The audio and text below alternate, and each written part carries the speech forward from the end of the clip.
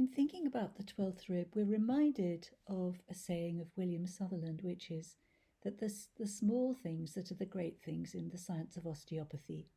And for sure, the 12th rib is a small thing, but with a great effect on physiology.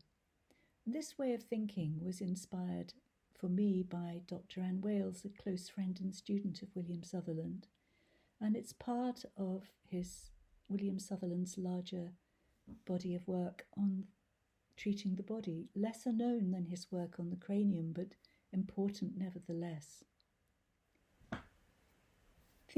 Going back to Dr. Still, of the diaphragm, he said, "By me you live, and by me you die. I hold in my hand the powers of life and death."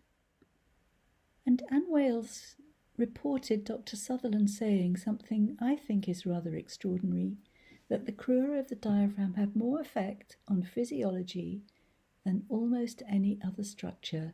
They form a central physiological plug for the body. This is the man who spent his whole life exploring the cranium, the container of the brain, and yet it seems as if to him the crura of the diaphragm were almost equal in importance. And this is perhaps related to a wonderful saying of Anne Wales, that unwellness is an undesirable change of space. So our aim is to change the geometry of the space. And here you have a photo of her treating a child in her 90s with her hands around the rib cage. And in thinking of the physiological effects of a change of space, if the container is tight, is restricted in movement, or compressed, so will the contained organs be. So through the skeleton we have a handle on the spatial environment, the circulation, the drainage, the motility and mobility of the internal organs.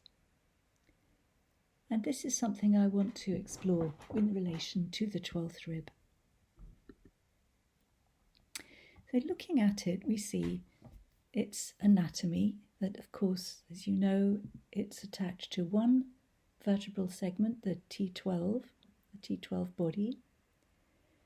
But on the inside of the body, on the internal surface of the 12th rib, we have the lateral arcuate ligament attached to between sometimes the tip, sometimes the middle of the 12th rib, to the transverse process of L1 or 2. The medial arcuate ligament spans from that TP tip to the side of